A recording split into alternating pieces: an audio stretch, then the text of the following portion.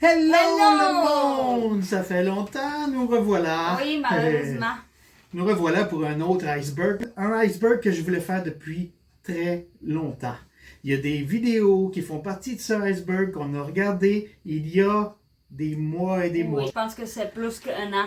Mais ça m'a affecté. Ça m'a changé. Et peut-être que ça va vous changer. Donc, disclaimer, c'est très important. Bon, on va commencer smooth, mais quand on va arriver dans les abysses, ça risque de vous abîmer aussi. Même si, évidemment, on ne montrera rien. Parce qu'on s'obstine à faire des icebergs extrêmes, mais sur une plateforme sur laquelle on ne peut rien montrer. Oui. Défi un petit peu compliqué, oui, puis évidemment, on peut pas rien dire non plus.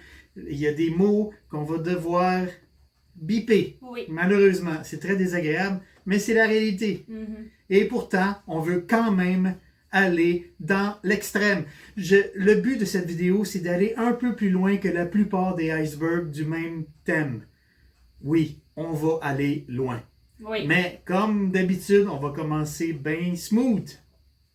Ben, peut-être Oui. dans la profondeur, on va trouver même les corps de Jack Dawson. Comment profond ça va être.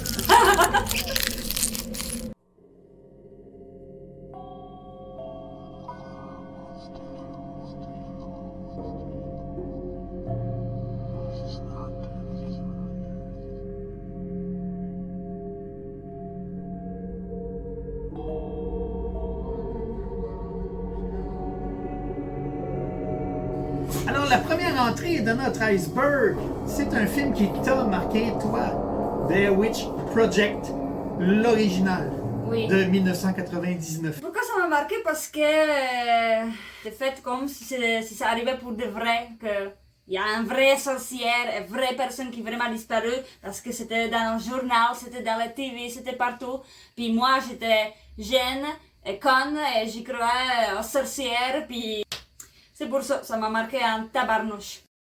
Moi, j'aurais jamais mis ce film dans ce iceberg parce qu'on m'a vendu le film comme étant le film le plus effrayant de tous les temps, alors que c'est plus un projet d'étudiant. C'est un peu exagéré, oui. Mais bon, aux États-Unis, ils sont... c'est bon, ils comprennent pas français. Alors, la prochaine entrée dans Yes. notre iceberg, un film extrêmement bizarre intitulé Pink Flamingos. C'est un film de 1972 fait par l'excentrique John Waters. C'est l'histoire douteuse de Divine, la drag queen culte du cinéma trash, qui aménage dans une caravane avec sa mère débile, obsédée par les œufs, son fils, obsédé sexuel, et leur ami voyeur. Le sympathique trio mène une vie tranquille jusqu'au jour où Divine est nommé par un magazine l'être vivant le plus dégoûtant de toute la planète. Oui. Et ça, ça plaît pas à un couple de fétichistes qui gèrent une business lucrative. Écoutez bien ça. Ils kidnappent des jeunes femmes, les font féconder par leur majordome, puis ils revendent leur bébé à des couples de lesbiennes. Et ensuite, avec l'argent récolté par ce trafic, ils achètent de l'héroïne pour la revendre à des ados dans les écoles. Fallait y passer. Par jalousie, le couple va tout faire pour détrôner Divine de son titre. Le seul but de ce film, évidemment complètement fauché, est de choquer et de provoquer le plus possible. C'est dégueulasse. C'est extrêmement mal joué et c'est mal réalisé. Mais si le film est aussi culte, c'est seulement pour son extrême vulgarité et le fait qu'il brise tous les tabous. Entre autres scènes mémorables, on a droit à un performeur et son anus chantant. Oui, on voit tout en gros plan, en détail, sans oublier la scène la plus culte, la scène finale où Divine bouffe une crotte de chien qu'elle prend live devant la caméra par terre. Elle la bouffe et c'est vrai, il n'y a rien de simulé. Mais la pire scène, pour moi, ça montre un couple de pervers qui baisent en écrasant un poulet vivant entre leurs deux corps dans le lit. Pour vrai, aucun trucage encore là, malheureusement. Alors en fait, comme son personnage principal, le film a gagné sa place parmi les films les plus trash, les plus dégoûtants de tout le cinéma. Il devrait pas être culte, mais il l'est. La prochaine entrée, ben, ça vient de toi, elle aussi, hein? Parce que moi, je connaissais de nom, mais je l'avais jamais vu. Je parle de moi, Christiane F., 13 ans, droguée et prostituée. Quel nom compliqué pour rien. Le titre original, Wir Kinder Wir Kinder von Bahnhof. C'est un film allemand à l'origine. Mais en français, c'est nous les enfants de la station Zoo, parce que tout ça se passe dans la station Zoo, tout le monde sait. Je pense que quand j'avais 11 ans, on était obligé de regarder ça à l'école. Parce que justement, il y a beaucoup de scènes qui sont genre vraies. On voit vraiment toutes de proches. Donc ça choque vraiment beaucoup. Et surtout les enfants de 11 ans, ça choque beaucoup. Donc, ils voulaient pas juste parler de drogue, que c'est dégueulasse et tout ça. Ils voulaient vraiment montrer qu'est-ce que ça fait. La réalité.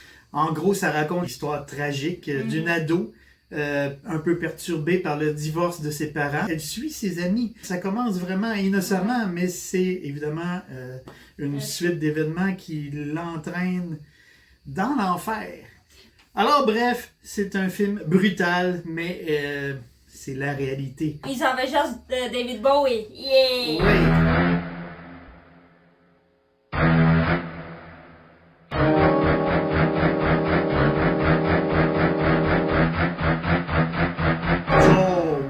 Les dents de la mer. Ah, que oui. Les dents de la mer. Les dents de la mer. Ça, oui. Pourquoi ça t'a marqué, hein? Oh my god. Tu l'as vu trop jeune. Encore une fois, j'ai vu ça trop jeune, mais oui, je peux vous dire, même aujourd'hui, quand j'étais avec mon père ou ma famille à la mer, oh, je peux pas aller loin. Oh, croyez-moi. Oh my god, hey, même à piscine, vous imaginez-vous?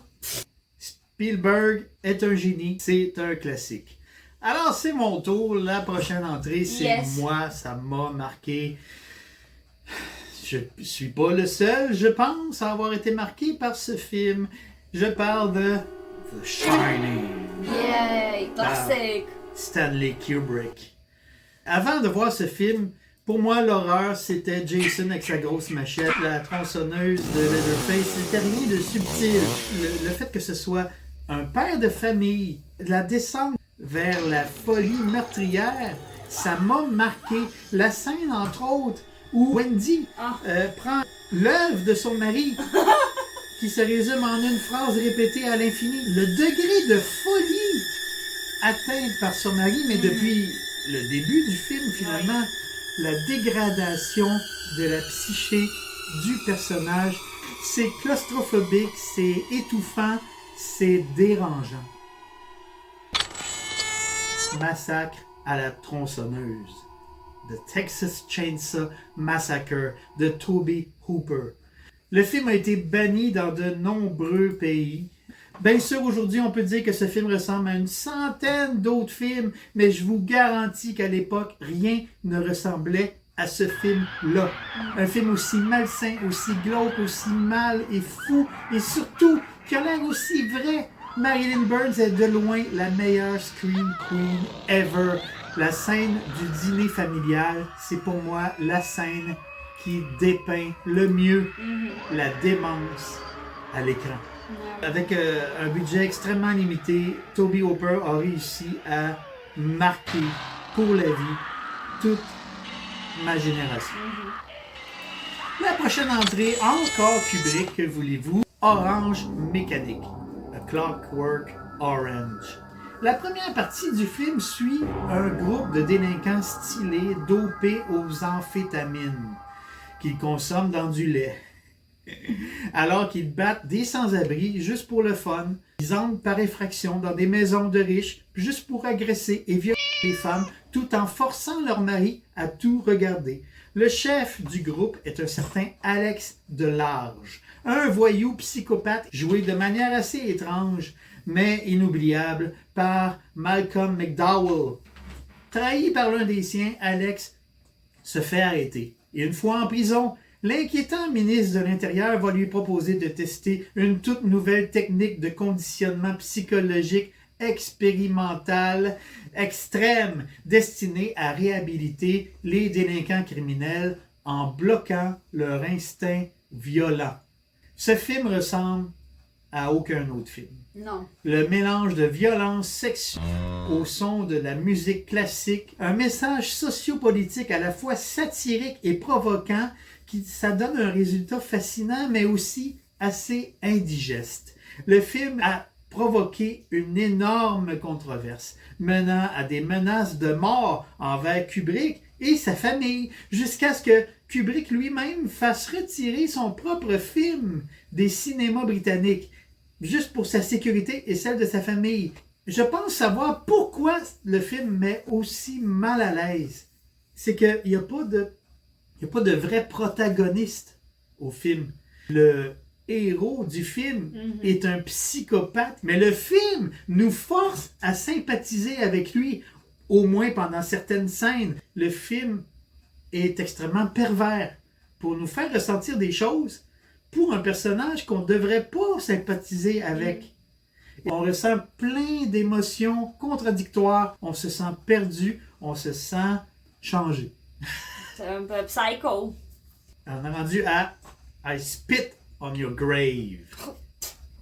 Ou son titre original, Day of the Woman, le jour de la femme. Ou son titre français, Œil pour œil.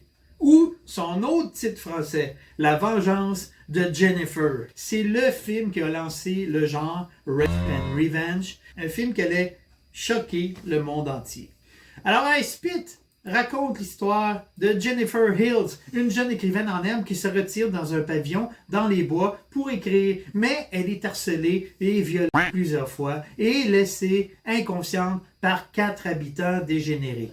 Jennifer revient et commence à exercer son impitoyable vengeance sur chacun des salopards, l'un après l'autre. 32 ans plus tard, en 2010, on a eu droit à un remake de Stephen R. Monroe. Et c'est ce remake qui va changer tout. Il reprend assez fidèlement l'original, mais fait tout beaucoup mieux. Bien meilleure production, beaucoup mieux écrit, mieux réalisé, mieux joué. Les scènes de viol sont tout aussi insoutenables que dans l'original, mais le soin apporté au meurtre des tarés par Jennifer fait toute la différence. C'est inventif, c'est créatif et c'est gore. Tout ce qu'aurait dû donner l'original. Le remake, lui, nous le donne. Ce remake a connu une suite directe avec I Spit on Your Grave 3, dans lequel on retrouve Jennifer qui souffre de stress post-traumatique. C'est une bonne suite, mais le film qui s'inscrit dans notre iceberg, c'est définitivement le deuxième. I Spit on Your Grave 2 de 2013. Ça raconte l'histoire de Cathy, une toute autre jeune femme qui rêve de faire carrière comme mannequin. Quand, après une entrevue, elle se voit offrir une séance de photos professionnelle gratuite, elle va tomber dans un piège infernal. Elle va se faire violer la première fois, puis enlever dans son propre appartement, puis transporter en Bulgarie, où elle se fera battre, torturer et violer pendant des jours, même des semaines. Après de nombreux viols, à moitié morte, Cathy va même se faire enterrer vivante. Mais surprise, la frêle mannequin va se transformer en commando experte en torture. C'est un peu exagéré. Et on aura droit à une vengeance abominable avec un gars noyé dans de la marde. Le gros sadique électrifié à mort. Et le pire salaud qui se fera écraser les couilles jusqu'à ce qu'elle finisse en bouillie. Cette scène m'a marqué. Oui, monsieur. C'est un film qui va vraiment, vraiment, vraiment loin dans l'extrême. Bien au-delà de ce que la plupart des spectateurs sont capables d'encaisser. L'intensité de la violence est insoutenable et les scènes de vengeance sont dégueulasses. Bref, c'est un film extrême destiné seulement aux plus endurcis.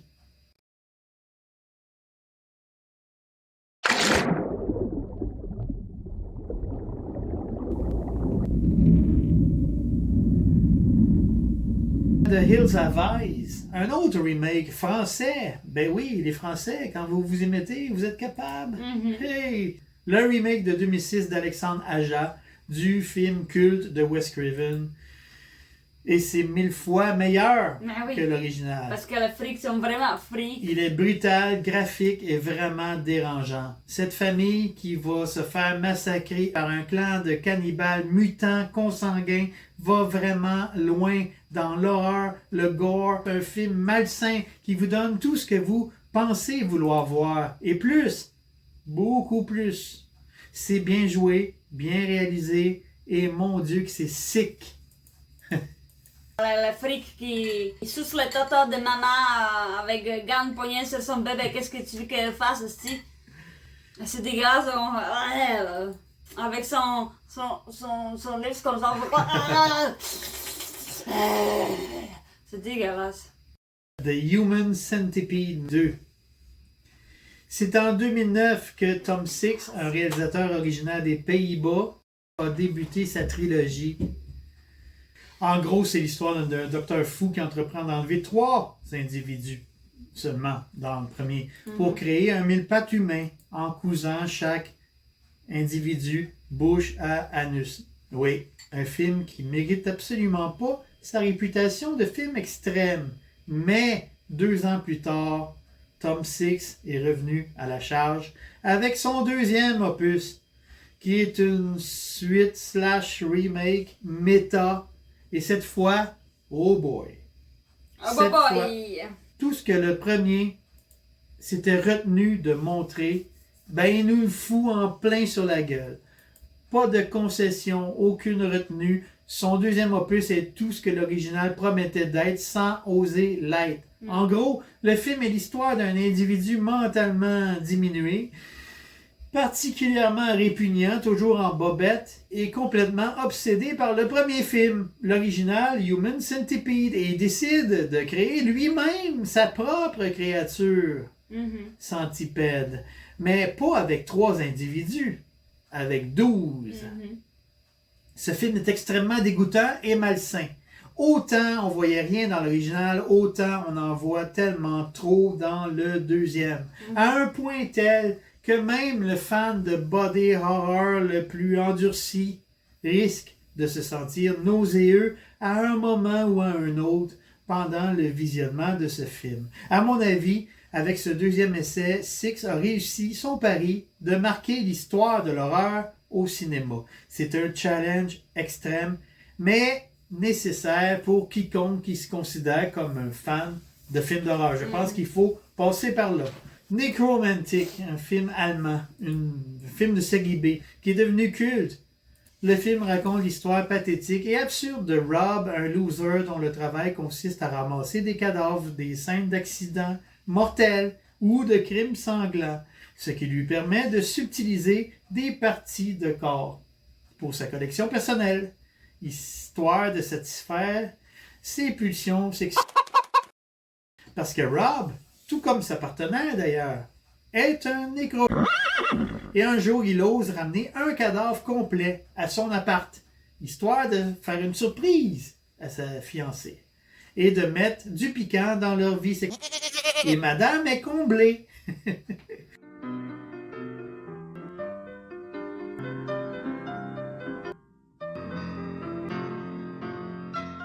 À un point tel qu'elle va finir par quitter Rob et partir avec Monsieur Maccabée. Ah bon? Rob, qui a perdu son emploi, et sa fiancée qui l'a plaqué pour un cadavre. Il tombe dans une profonde dépression qui va l'amener à commettre un meurtre, ce qui lui redonnera temporairement sa joie de vivre.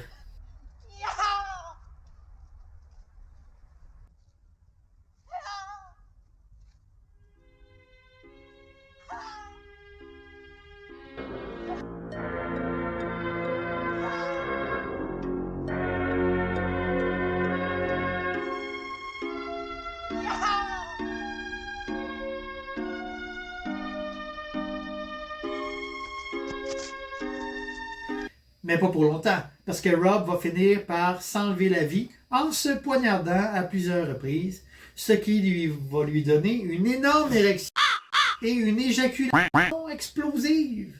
La suite reprend à peu près la même histoire, mais cette fois, ça focus sur une femme qui explore sa sexualité et qui découvre qu'elle est nécro. bien sûr. Quand son cadavre devient trop pourri, elle se résout à s'en débarrasser, mais elle garde la tête.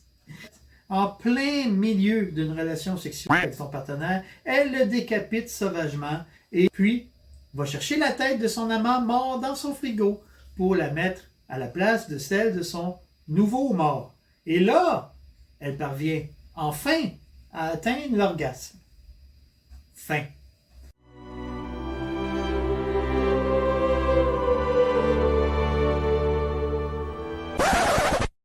Cannibal Holocaust.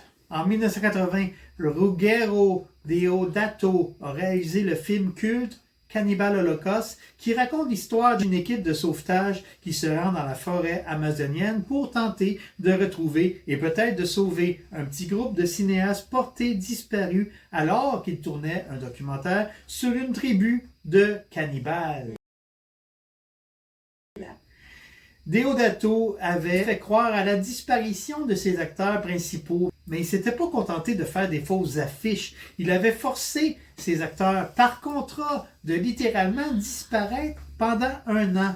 L'incroyable degré de réalisme dans la violence montrée dans le film, couplé avec l'apparente disparition des acteurs, ont créé à l'époque une polémique sans précédent qui a conduit finalement Deodato devant la cour, alors que le réalisateur s'est fait officiellement accuser d'avoir tué ses acteurs pour son film. Tout le monde était persuadé que Cannibal Holocaust était un snuff movie, c'est-à-dire un film qui montre des meurtres non simulés. Deodato a été forcé de ressusciter ses acteurs et de les faire apparaître devant la cour pour prouver que son œuvre n'était qu'un film et que tout le reste n'était rien d'autre qu'une astuce publicitaire. Mais contrairement à Blair Witch, qui montre absolument rien d'autre que des bouts de bois en triangle, une caméra qui shake sans arrêt, puis de la morve qui coule en gros plan, Holocaust montre absolument tout. Bien plus que ce qu'on demande à voir. Le film a d'ailleurs été banni dans 50 pays.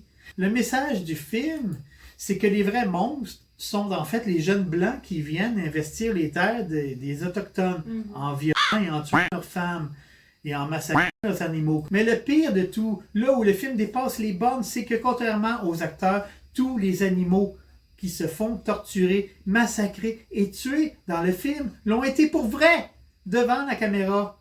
Cette cruauté complètement gratuite souille et même gâche le plaisir qu'on aurait pu avoir à visionner le film. À mon avis, c'est vraiment dérangeant. J'ai vu le film une seule fois, il y a très longtemps, et plus jamais j'ai eu envie de le revoir depuis à cause de ces scènes de massacre d'animaux.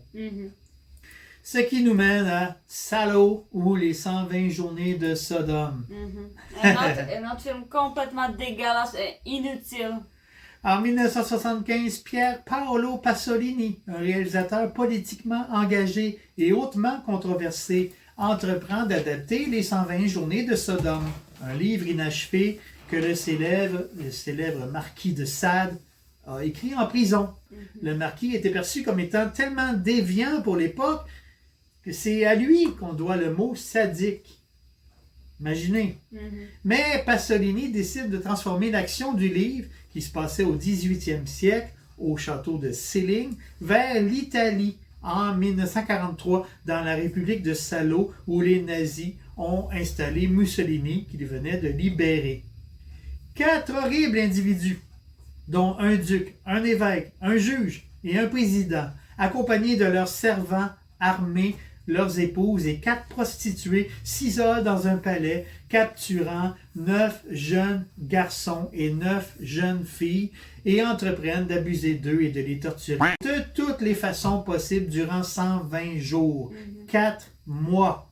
Ce film nous montre plein de scènes inoubliables comme de nombreux viols de mineurs. On voit aussi le duc qui chie devant la caméra, sa crotte se faire manger, s'ensuit un savoureux banquet de merde que tout le monde doit évidemment manger. On voit entre autres du monde se faire scalper, des organes génitaux brûlés, une langue se faire couper, des yeux retirés. Bref, il y en a vraiment pour tous les goûts dans ce divertissement familial. Surtout pour ce style-là, il y a assez. La même année que Pasolini a sorti cette œuvre, il s'est fait tuer dans des circonstances toujours pas clair. No way! Bref, une fois qu'on a vu ce film, c'est impossible de l'oublier. Ouais.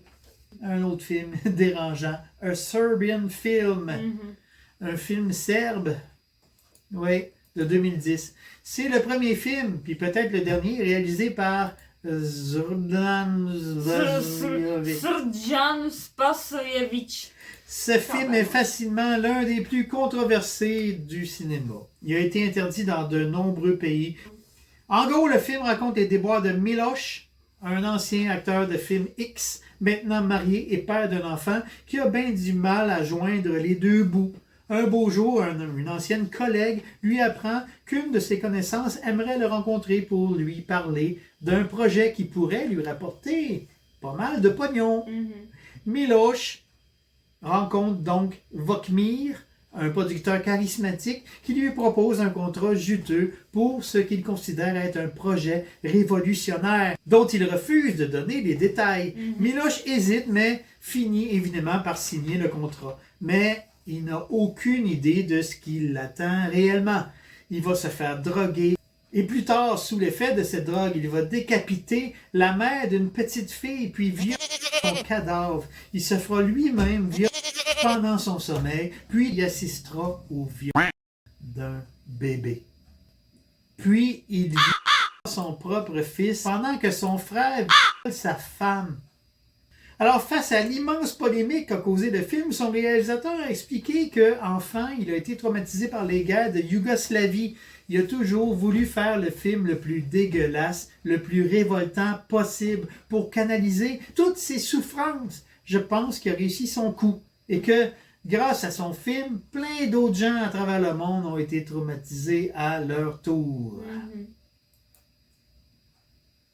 Maintenant est venu le moment de plonger un peu plus vers les profondeurs. Où sont les Jaws? Ça va être un peu plus sombre. Comme mon make-up, hein? Mais oui, qu'est-ce qui s'est passé? T'as passé au feu? Ah ben, j'ai essayé de faire l'iceberg. Ouah, c'est laid! Qu'est-ce que tu veux, hein? C'est Ouais, pas c'est ça. très réussi. Non, ben On dirait j'ai plus- pas de make-up bleu, désolé. On dirait une explosion de caca. Explose. Oui, votre cerveau va peut-être exploser par des conneries, qu'est-ce qu'on va mettre? Alors, prêt, pas prêt, on va poursuivre avec un film québécois qu'on a vu ensemble il y a déjà un moment. Il s'agit de Thanatomorpho. C'est un film québécois de 2012 réalisé par Éric Falardeau. Ça raconte la curieuse histoire de Laura, frustrée par sa carrière qui décolle pas et malheureuse dans sa relation avec son amant. Elle va rencontrer un autre homme, beaucoup plus doux. Et malheureusement, ben c'est là qu'elle va commencer à pourrir vivante. Oui, vous avez bien entendu. On voit ce film comme un film d'art. Certains déclarent même y voir une étrange beauté poétique. Non, pas vraiment. Peut-être que j'ai pas tout compris. Le film est sûrement une métaphore sur la dépression, sur le dégoût de soi-même. Mais personnellement, c'est le film le plus long, le plus ennuyeux Ouais. et le plus déprimant et parmi les films les plus dégueulasses que j'ai vus. Au début, ben, ça commence parce qu'il ressemble à un bleu sur sa peau, une ecchymose. Puis, le processus va continuer en suivant toutes les étapes de la putréfaction. Et le réalisateur ne nous épargne aucun détail. Des plaies béantes dont s'échappera toutes sortes de fluides. Elle va se pisser, elle va se chier dessus et sa longue putréfaction se poursuivra lentement durant tout le film. Le film ne raconte rien d'autre que sa décomposition jusqu'à ce qu'il reste juste ses os et tout ça sans jamais qu'on sache pourquoi. Et c'est tout. C'est ça, le film.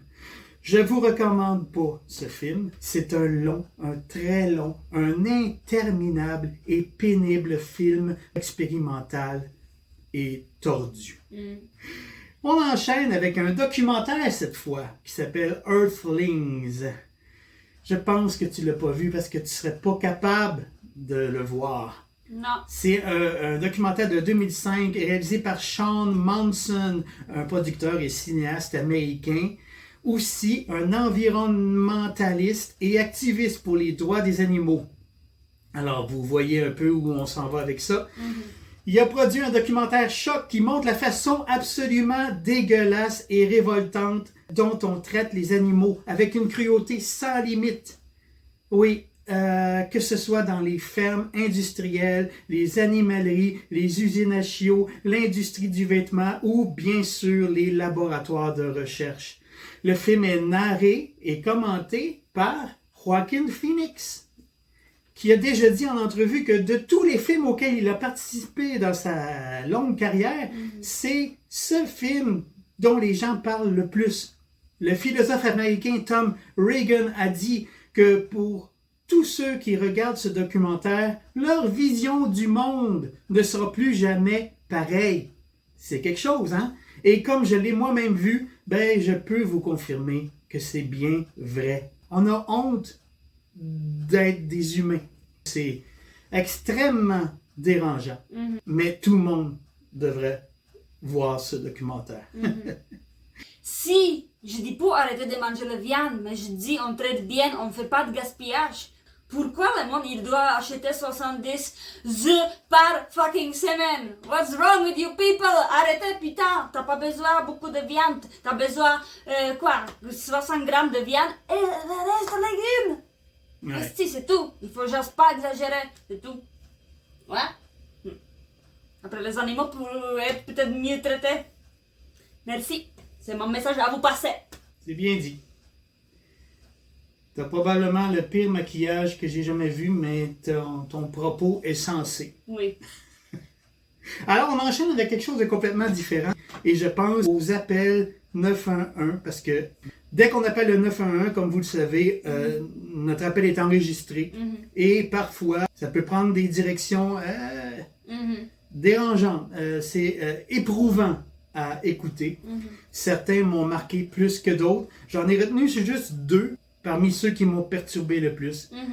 Le premier appel, c'est celui du jeune Jacob Evans. Le 6 octobre 2012, au Texas, un jeune homme de 17 ans seulement, nommé Jake Evans, que tout le monde considérait comme un jeune homme très doux, gentil, qui n'avait jamais été violent auparavant, appelle le 911 et raconte d'un ton étrangement calme, extrêmement calme, c'est ce qui me perturbe le plus, qu'il vient de tuer sa mère de 48 ans, ainsi que sa sœur de 15 ans, en disant qu'il est le mal, et en précisant qu'il n'était même pas en colère contre eux, que c'est juste arrivé comme ça. Ce qui m'a dérangé dans cet enregistrement audio, c'est le calme absolu. Il n'éprouve aucune émotion. Non. Il est complètement détaché des conséquences de son crime.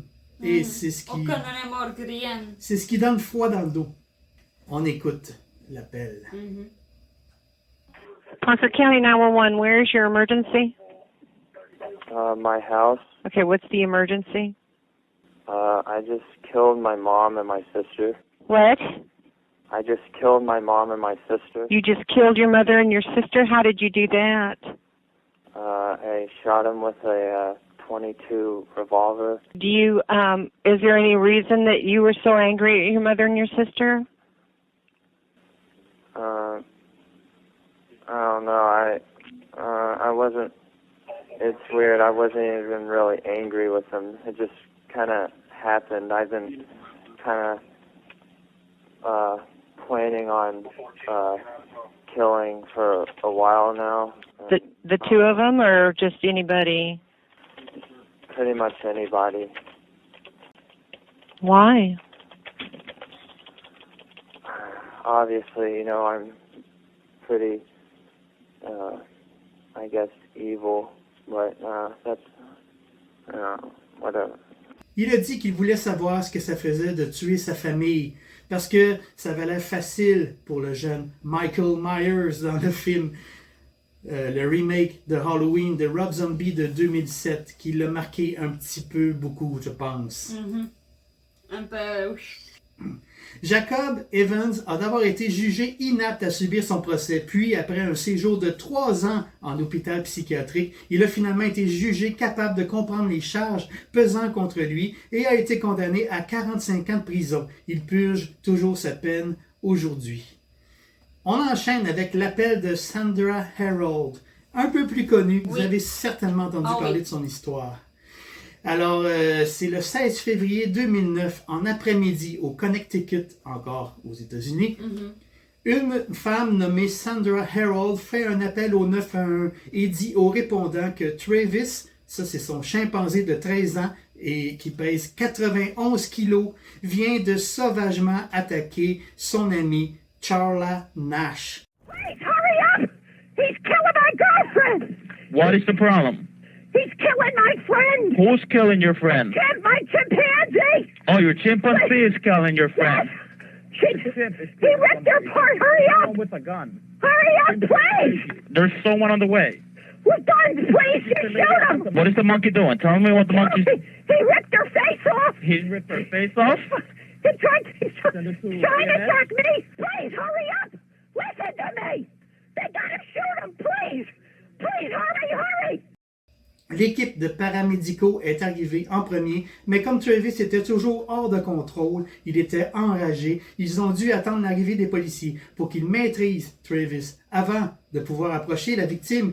Quand les policiers sont arrivés sur les lieux, Travis s'est jeté sur leur véhicule et a tenté d'ouvrir la portière du côté du passager qui était verrouillée. Travis a alors brisé le miroir latéral puis a contourné le véhicule et a ouvert la portière du côté du chauffeur. Heureusement, l'officier Frank Chiafari a eu le temps de dégainer son arme et a tiré 4 fois sur l'animal. Travis a rentré dans la maison puis a été trouvé mort près de sa cage. La victime de cette tragédie, Charla Nash et Sandra, la propriétaire de Travis, étaient amies de longue date. Sandra, propriétaire d'une entreprise de remorquage, permettait à Charla et sa fille de se loger gratuitement dans une chambre de sa propriété et lui avait donné un emploi dans son entreprise. Charla faisait donc partie du quotidien de Travis. C'était pas une étrangère. La femme et l'animal se voyaient tous les jours. Quelle était la cause de cette soudaine furie, de cette rage de la part de Travis? C'est pas clair. Juste avant l'attaque, Travis avait pris les clés de la voiture de Charla et était sorti de la maison. Quand Sandra a demandé à son ami de l'aider à ramener Travis, Charla avait innocemment pris la poupée jouet de Travis, une poupée Elmo, l'un de ses jouets préférés. Elle l'avait emmenée avec elle, peut-être pour tenter d'attirer Travis vers la maison. Mais quand Travis a vu Charla avec sa poupée préférée, il est tout à coup entré dans une rage intense. Il a attaqué Charla. Mais elle avait changé de coiffure, elle conduisait une nouvelle voiture aussi ce jour-là. C'est possible qu'il ne l'ait pas reconnue. On ne saura jamais. Aussi, Sandra donnait à son animal des médicaments pour soigner la maladie de Lyme, qu'il avait contractée. En plus, Sandra lui avait donné du Xanax, un tranquillisant, avant la visite de Charla, par prudence. Est-ce que le mélange de ces substances aurait pu provoquer une crise de démence passagère chez l'animal? C'est possible. On ne saura jamais. Charla avait perdu ses paupières, son nez, ses lèvres, les os du milieu de son visage et 9 doigts.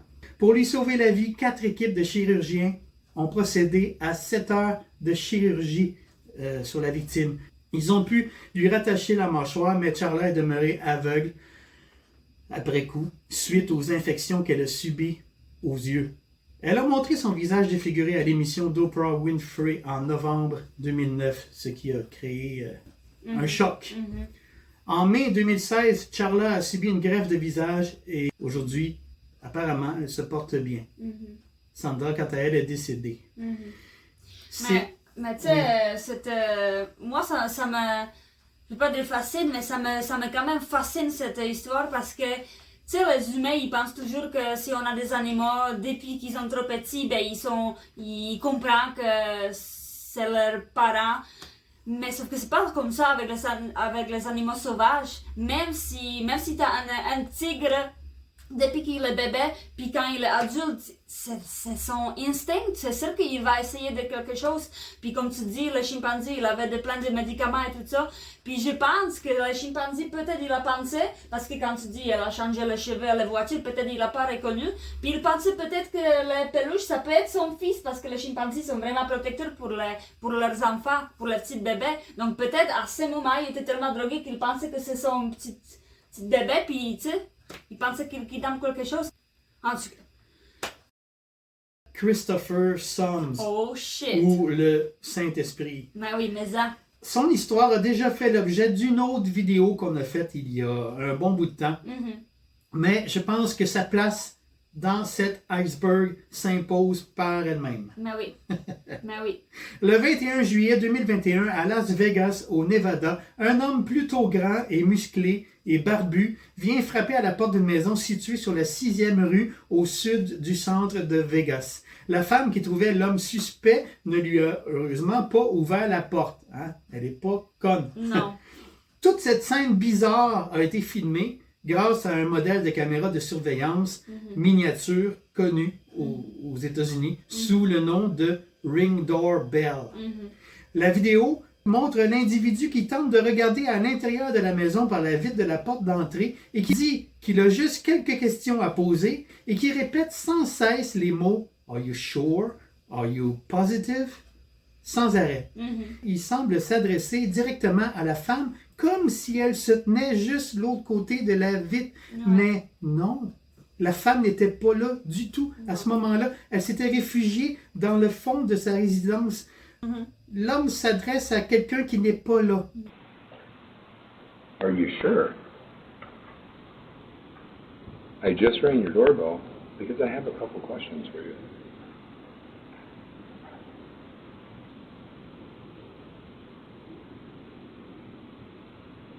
Are you sure?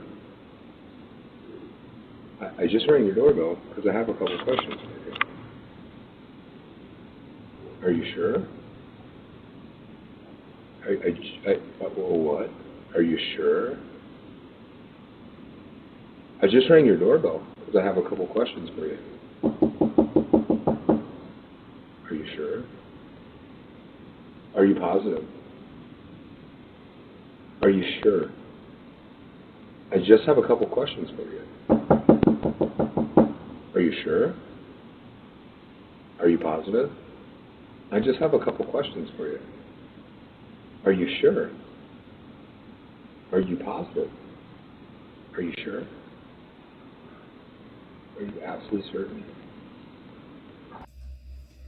Visiblement, cet homme étrange n'avait pas toute sa tête. Non. Et ce fait sera encore plus évident quand le mari de la femme, qui était absent au moment de l'incident, va accéder au micro de la caméra et il va s'adresser à l'homme.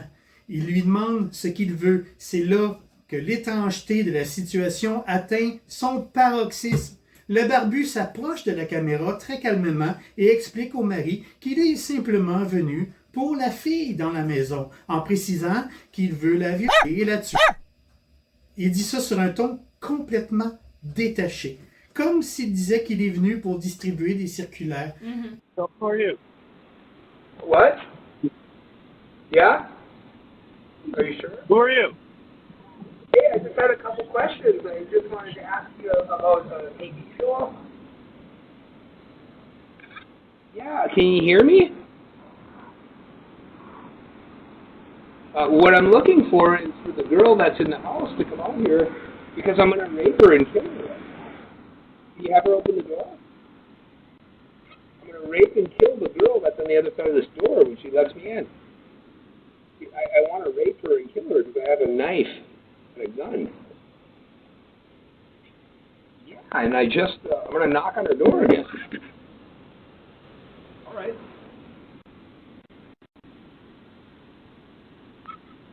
Are you sure? Le jour de cette drôle d'échange verbal, la femme a posté la vidéo de surveillance sur les réseaux sociaux et la vidéo est instantanément devenue virale. Ben oui, c'est sûr. Le lendemain, une autre femme de Vegas, Karen Stewart, a reconnu le drôle de bonhomme de la vidéo. alors qu'elle travaillait au bureau des licences de mariage du comté de Clark de Las Vegas. Elle a alors alerté un marshal. L'homme s'est fait arrêter. Quand on lui a demandé de s'identifier, l'homme a dit qu'il était l'Esprit Saint. The Holy Spirit. L'homme, dont le nom, on découvrira plus tard, est Christopher Soms, a été accusé de harcèlement aggravé, de coercion, de menaces, de recours à la force et de tentative de cambriolage. En plus d'avoir fourni une fausse déclaration à un officier de police lors de son arrestation. Apparemment, les policiers n'ont pas cru qu'il était l'Esprit Saint. Non, pourquoi? Je me demande. Je sais pas. Soms a d'abord reçu l'ordre de se présenter à la cour, mais il n'est pas venu, ce qui a aggravé son cas, en faisant de lui un fugitif aux yeux de la loi. Après une évaluation psychiatrique, Soms a été déclaré par un juge inapte à subir un procès et a subi des soins psychiatriques. Depuis, j'ai pas pu trouver, j'ai aucune information sur ce qu'il est devenu. S'il a finalement subi un procès, il faut croire que non, pas encore. Est-ce qu'il a été interné dans un asile quelque part? C'est possible. Mais quand on regarde de vieilles photos de Soms et qu'on voit à quel point il avait l'air normal et même sympathique et qu'on les compare à sa photo, son mugshot pendant son arrestation, on peut se demander qu'est-ce qui a bien pu se briser dans la tête de cet homme. C'est ce que je trouve le plus troublant. Parce que ça avait l'air d'être un bon gars au départ. Ouais, il était genre normal. C'est certainement une maladie psychologique non traitée. C'est ça. Alors, je ne sais pas si... Peut-être que vous avez découvert des informations qui m'ont échappé. Qu'est-ce qu'il est devenu? Est-ce qu'il va y avoir un procès? Tout ça, j'ai pas pu trouver. Alors, histoire à suivre. On enchaîne maintenant sur un tout autre sujet, encore une fois, les chansons dérangeantes. Peut-être que vous connaissez cette chanson qui s'appelle Hamburger Lady. En 1978, un groupe punk britannique considéré comme des pionniers de la musique électronique industrielle, enregistre une chanson souvent considérée comme étant l'une des pièces les plus dérangeantes de l'histoire de la musique. Le texte de la chanson s'inspire d'une lettre d'un ami des membres du groupe, un certain Al Ackerman, qui était médecin et ce qu'on appelait à l'époque un artiste postal, c'est-à-dire qu'il se servait de la poste pour distribuer ses œuvres artistiques. Cette lettre décrivait de manière très détaillée l'état effroyable d'une patiente qu'il avait eu à traiter, une femme si horriblement brûlée qu'on lui avait donné le terrible surnom de Hamburger Lady parce que sa chair ressemblait à de la viande de bœuf rôtie et brûlée. La chanson commence par le bruit d'un cœur qui bat, suivi par des sons étrangement menaçants.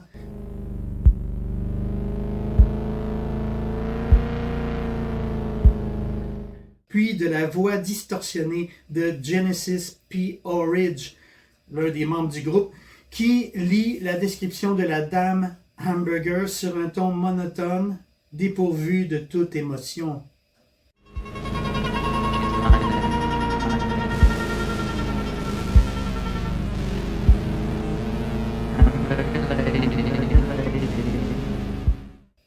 C'est la description troublante de l'état de cette pauvre femme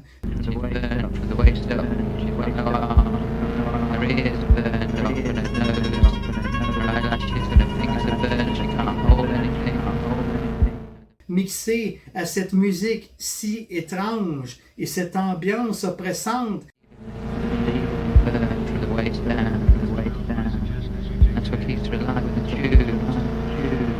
qui provoque un malaise intense, proche de la nausée pour certaines personnes, et qui fait de cette œuvre unique un classique inoubliable. Hamburger lady, hamburger lady, hamburger lady. On enchaîne avec ta chanson préférée Yes. dans la catégorie chansons dérangeantes. Oui. Et il s'agit de Frankie Teardrop. Un autre classique d'horreur musicale, tout aussi incontournable, sorti à la même époque qu'Hamburger Lady, c'est Frankie Teardrop du groupe Suicide, tiré de leur premier album éponyme. La musique est extrêmement simple. Elle consiste à un riff de synthétiseur qui passe en boucle sur une pulsation rythmique ininterrompue.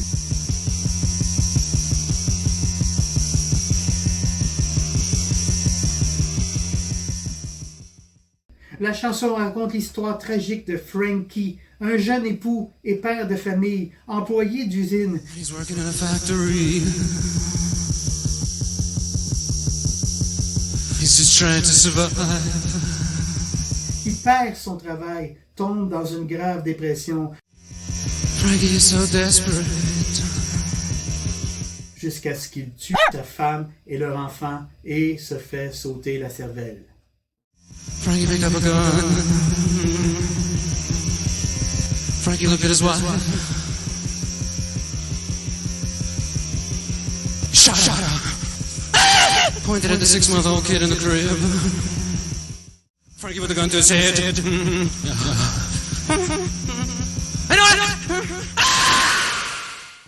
Oui, c'est brutal. Mais c'est surtout la prestation du chanteur Alan Vega qui glisse lentement vers la démence jusqu'à pousser des hurlements hystériques d'une intensité, disons, déstabilisante. Des cris presque inhumains. Mais la chanson ne se termine pas à la mort violente de Frankie. Non! On le suit jusqu'en enfer, alors qu'il continue de hurler sa douleur. Frankie's lying in hell.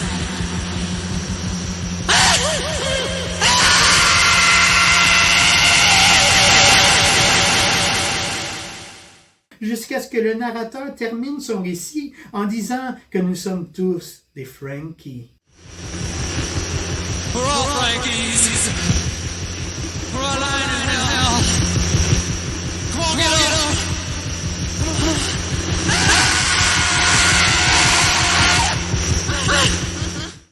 Ce qui est arrivé aux héros de l'histoire pourrait nous arriver à n'importe lequel d'entre nous à tout moment. Notre situation peut basculer à tout moment vers la misère et nous pouvons à tout moment péter un plomb, succomber à une psychose meurtrière et suicidaire. L'humoriste américain Tom Scharpling, lors de son émission de radio The Best Show, a lancé le Frankie Teardrop Challenge, qui mettait au défi les fans de son émission d'écouter la chanson dans des écouteurs le plus fort possible, tout seul et en pleine nuit.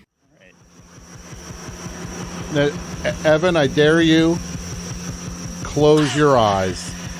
Stop walking and close your eyes. Et apparemment, très peu d'entre eux ont réussi à écouter la totalité de la chanson, qui est de 10 minutes 26 secondes quand même. Nous autres, on l'écoute souvent pour notre plaisir, mais est-ce qu'on est normaux?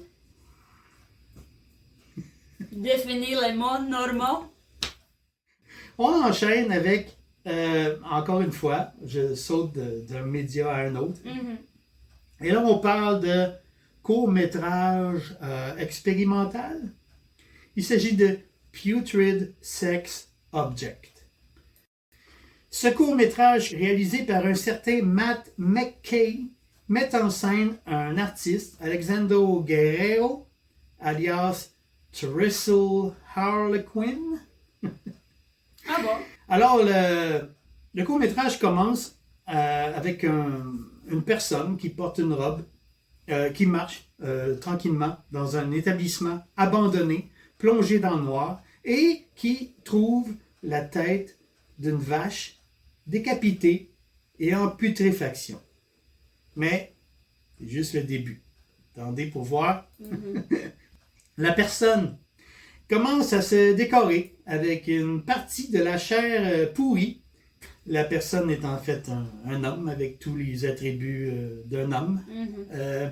Et elle commence à se déshabiller et à pénétrer la tête morte avec son sexe par l'un des orbites vides du crâne. Mm-hmm. Ouais. Quelle belle image! Apparemment, certaines personnes ont été traumatisées à vie après avoir regardé cette Bien œuvre. sûr.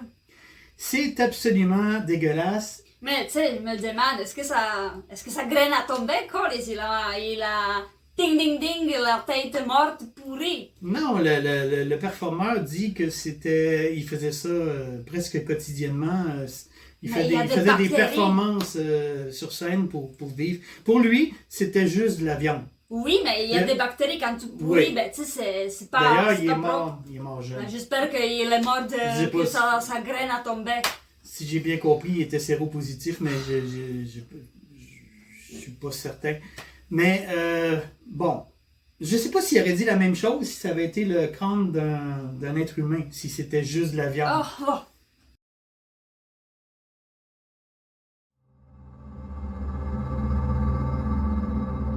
Nous voilà rendus dans les abysses. Si vous êtes encore là, bravo déjà. Mais je sais pas si vous êtes prêts à ce qui va suivre. Parce que, comme je l'ai dit au début, ça fait très longtemps que je prépare cette vidéo. Je l'ai abandonnée, je l'ai repris, je l'ai réabandonnée, je l'ai repris. Je savais plus quoi en faire parce que quand j'ai atteint les abysses, je me suis remis en question. Pas juste en tant que YouTuber, mais en tant qu'être humain. Est-ce que ça vaut la peine juste pour une vidéo dont on ne peut rien montrer? La préparation de cet iceberg m'a affecté quelque part. Si vous êtes vraiment sensible, Ouais. peut-être que bien, c'est le temps ouais, de quitter. d'arrêter puis de regarder des vidéos innocentes de chats, cute, c'est drôle. Si vous poursuivez, c'est à vos risques et périls. Mais de toute façon, on va rien montrer parce qu'on peut pas. Mais vous êtes avertis. Oui. C'est pas pour les personnes sensibles. Alors, commençons avec une curiosité dont j'avais entendu parler, mais j'avais jamais vu. Mais j'ai regardé le premier pour cette vidéo. Ça s'appelle Squirmfest et c'est japonais. L'intrigue de ce chef-d'œuvre se décrit comme suit. Alors, une femme qui est apparemment maintenue captive, même si c'est pas très clair, est forcée de manger un repas rempli d'asticots. Puis, elle s'assoit, elle s'installe à un piano avant d'être prise d'une violente diarrhée et elle chie partout sur le plancher. Ensuite, bien sûr, elle se retrouve forcée de manger son caca jusqu'à la dernière miette. Ensuite, un homme, probablement son kidnappeur, c'est pas clair, lui chie sur la gueule et malgré tout ce qu'elle vient d'ingurgiter, la femme avale tout, avec appétit. Elle poursuit les festivités en faisant au type une fellation. S'ensuit une relation sexuelle interrompue par une envie de pipi de la part de la dame. Elle va tout de suite boire cette urine jusqu'à la dernière goutte, parce que dans ce film, rien n'est gaspillé et tout est recyclé. Après quoi, la femme reprend place au piano, mais cette fois, elle s'assoit sur un siège sur lequel sont dressés plein d'aiguilles. Pourquoi pas? S'ensuit une dégustation de cafards vivants et grouillants. Bien sûr, la mastication de la femme est filmée en extrême gros plan. Mais ça, c'était juste les hors-d'œuvre. Parce que le repas principal sera préparé devant la caméra et en temps réel. Et ça consiste en un gros paquet de verres et d'asticots vivants, mais aussi du caca en masse, ainsi que du pipi de la sympathique madame. On la voit déféquer dans un verre et faire pipi dans un autre verre. Le tout est mélangé au blender et sera servi comme un appétissant smoothie que la madame va bien sûr boire au complet jusqu'à la dernière goutte, encore une fois. Évidemment, ben vous l'aurez compris, dans ce film d'environ 1h03 quand même, c'est très long. Rien n'est simulé, tout est bien réel. Un moyen métrage fait par et pour des fétichistes et des amateurs de porno extrême. C'était pas pour moi, mais je l'ai regardé. Les quatre, je veux pas juger, mais calice. Calice de tabarnak. Imaginez-vous qu'une suite a vu le jour l'année suivante, que j'ai pas vu quand même, hein, faut pas exagérer. Le premier m'a suffi amplement. J'espère. Je me suis demandé pourquoi j'ai regardé ça. pourquoi et où vais-je? C'est important de le mentionner et de ne pas l'oublier. Tous les films, tous les sujets dont je parle sont très facilement trouvables. J'ai trouvé ces films et les films qui vont suivre, les vidéos qui vont suivre, surtout, je les ai trouvés très facilement par Google. Je n'ai pas été dans le dark web, je ne suis pas équipé d'une manière spéciale. Tout ça est très facilement trouvable par n'importe qui. C'est ça qui est le plus troublant. Alors, on enchaîne avec le pire qui commence. Ce qu'on appelle les gore mixtapes. Ouais. Ceux qui en connaissent un peu savent vers quoi je me dirige. Alors, l'un des plus populaires date de 1993 et est intitulé Traces of Death. Alors, de quoi il s'agit? Je l'ai regardé au complet. J'ai vu des photos de corps embouillis, des têtes écrabouillées, des exécutions sanglantes, des cochons attachés qui se font carboniser vivants, des autopsies complètes, des chirurgies filmées en gros plan, des accidents de voitures de course mortels, des accidents de corrida et même, en plus, quelques footage d'archives célèbres tels que le fameux accident en direct pendant une conférence de presse filmée du politicien Bud Dwyer, accusé de corruption. À la fin de son long speech, Bud a sorti une arme d'une enveloppe, l'a enfouie dans sa bouche et s'est fait exploser le crâne devant tout le monde et devant les caméras.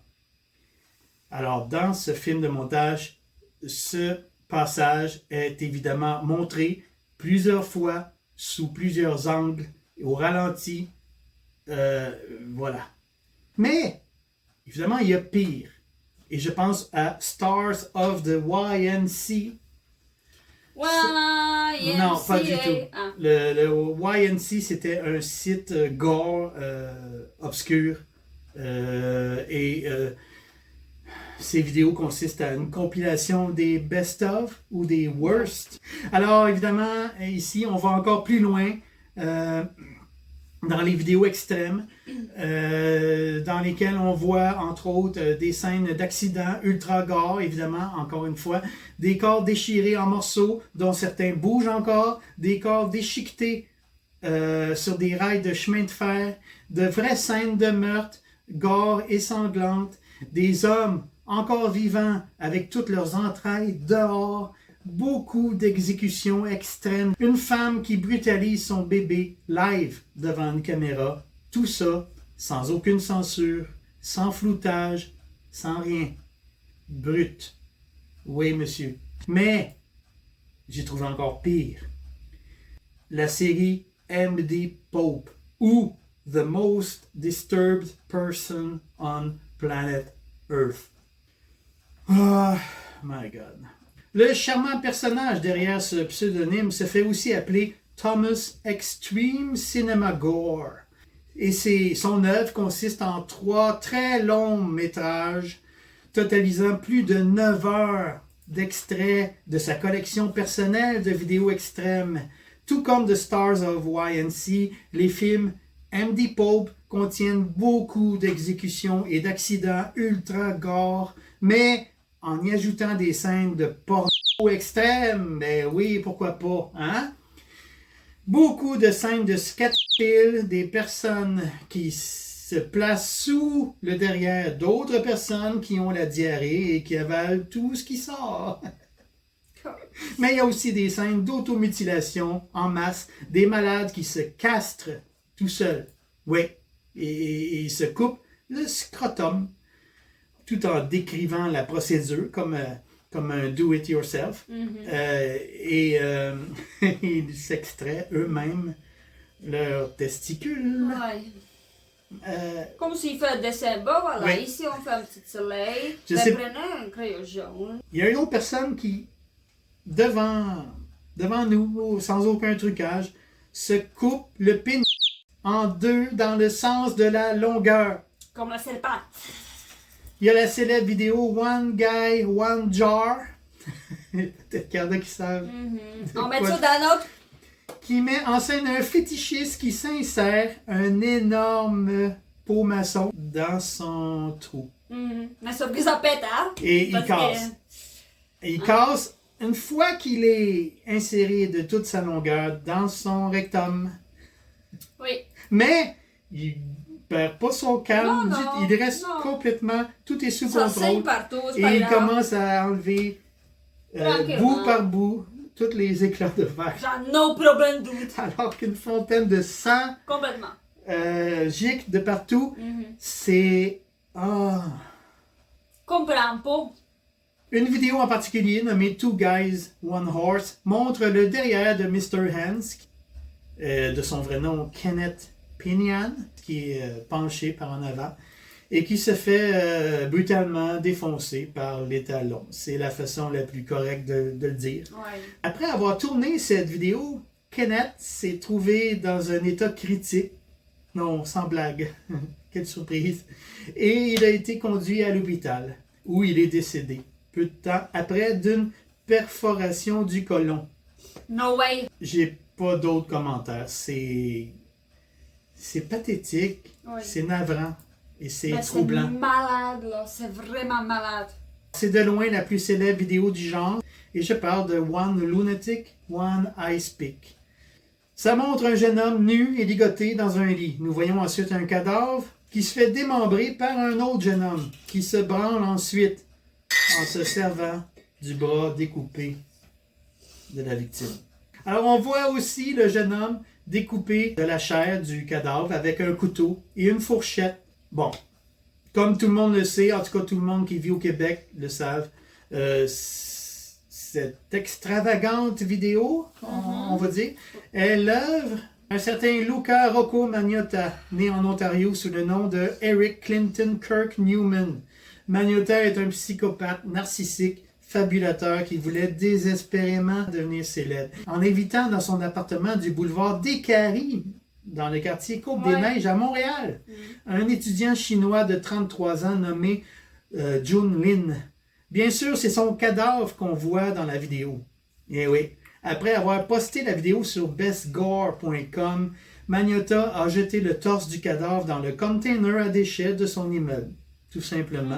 Le 18 juin 2012, Magnotta est finalement arrêté dans un café internet de Berlin, en Allemagne, parce que ce fou narcissique n'a pas pu s'empêcher de consulter Internet juste pour lire ce qu'on disait sur lui. Ah oui. Magnotta est condamné à la prison à vie, avec possibilité d'une libération conditionnelle après 25 ans. Pourquoi? Aujourd'hui, Magnotta vit une vie heureuse dans un pénitencier à sécurité moyenne dans les Hautes-Laurentides, au Québec. Il s'identifie maintenant comme une personne transgenre et se fait dorénavant appeler Violette. Moi, je pense souvent à la famille de l'étudiant chinois. Ouais. Dévasté. Le corps a servi à une vidéo qui est devenue virale et qui est encore regardée. Ah, c'est pire que tout. Ouais. C'est vraiment horrible. Voilà. Mais des mixtapes comme celle-là, il y en a d'autres qui sont au-delà de mes limites à moi. Et j'ai pas essayé et j'essaierai même pas de les trouver parce que de toute façon, elles sont illégales. Certaines se concentrent sur des vidéos de torture et de mutilation d'animaux. D'autres, pire que tout, se concentrent sur des enfants. Oui. Oui. J'ai pas envie de les nommer. J'ai pas envie d'en parler plus que ça. C'est au-delà de... Voilà. Certaines vidéos extrêmes de cartels mexicains se retrouvent sur Internet, deviennent virales. C'est très malsain. Pour ceux qui savent peut-être pas, les cartels mexicains sont tellement, se croient tellement au-dessus des lois, et ils le sont, qui n'ont aucun problème à mettre leurs propres exploits criminels sur Internet en guise d'avertissement. C'est ça. Ils passent le message. Et ils savent qu'ils n'auront aucun problème. Non. Parce que de toute façon, les policiers sont achetés par ces cartels-là. Les chefs de ces gangs de trafiquants hyper violents et sans merci, en diffusant leurs exploits, ils comptent passer un message aux autres membres ou aux gangs rivales. histoire de maintenir leur règne de terreur absolue. Alors, la première vidéo qu'on a regardée, oui, on l'a regardée. Il est connu sous le nom de Funky Town Gore. Pourquoi? Tout simplement parce que dans les chansons qu'on peut entendre en background, il y a la chanson culte des années 80, Funky Town, tout simplement. Alors, ça montre une jeune victime dont on a coupé les 2 bras et dont on enlève les yeux, puis la mâchoire, puis toute la peau de son visage, aussi facilement qu'on épluche une banane. Mais le jeune homme est toujours bien vivant. Ce qui, je trouve, est le plus dérangeant, c'est le calme que conserve la victime. Bien sûr, ses bourreaux l'ont sans doute lourdement drogué, d'abord pour qu'il reste en vie, mais aussi pour qu'il soit conscient jusqu'à la fin et ne s'évanouisse pas avant qu'on ait fini les festivités. Hein? Mais justement, je trouve que cette vidéo, il est dégueulasse, je dis pas que non, mais au moins, je pense qu'il est drogué, qu'il a sa peau, la douleur. C'est évident, il J'espère parle. en tout cas. Il parle, même s'il n'y a plus de visage. Ouais, c'est ça. C'est absolument horrible. C'est horrible, mais j'espère qu'il, comme je dis, j'espère qu'il est vraiment drogué, qu'il ne sait rien. Mais le prochain, non, regarde, lui, ça m'a choqué vraiment on a vu encore pire. Et en ce qui nous concerne, c'est le pire qu'on a vu, mais je sais pas, vous allez peut-être me dire que depuis, il y en a eu des encore pires, mais on n'est même pas intéressé à le savoir. On ne poursuivra pas notre chemin vers le... ça finit, on finit avec ces vidéos. Une fois, ça suffit. Là. Alors, le prochain s'appelle The Zacatecas Flaying. Celle-ci est perpétrée par le cartel del Noreste et la victime est apparemment un membre du cartel La Linea. Selon une traduction du message qu'on peut entendre au début, cette vidéo sert d'avertissement au cartel concurrent. On peut entendre « Continuez de nous envoyer des débiles comme lui et voici comment vous allez tous finir ». On peut voir un adolescent à genoux sur le sol devant des hommes armés et masqués, les mains attachées dans le dos. D'abord, la très jeune victime, c'est un gamin. Il est scalpé à partir de la nuque, puis la peau de toute sa tête est arrachée. Mais c'est pas fini. On découpe ensuite sa poitrine. On ouvre son sternum. On lui empoigne le cœur. On l'arrache de sa poitrine. La caméra filme le cœur qui bat pendant près d'1 minute, c'est pas des blagues, avant de finalement ralentir et s'arrêter. J'ai jamais vu un truc semblable de toute ma vie. Puis depuis que j'ai vu ça, j'y pense trop souvent. Je sais que ces images resteront dans ma tête aussi longtemps que je vivrai. C'est de loin la pire vidéo que j'ai vue de toute ma putain de vie. Et j'en suis pas fier. Franchement, j'aurais pu vivre ma vie sans avoir vu ça. Ah oui. Et franchement, je ne vous conseille pas du tout de rechercher ces atrocités. Alors voilà, ça met fin à cet iceberg. Alors, j'espère que ça vous a plu. Mettez-nous des likes pour nous motiver à aller plus loin. Il fallait que j'aille au bout de ce projet-là. Et tout ça, là, il fait ça pour vous. Il mérite de respect, hein? S'il vous plaît. On vous remercie pour votre abonnement, pour votre partage, pour votre like. C'est vraiment apprécié. C'est vous qui laissez grandir notre chaîne. Et donc, merci beaucoup. Il faut que vous restez creepy.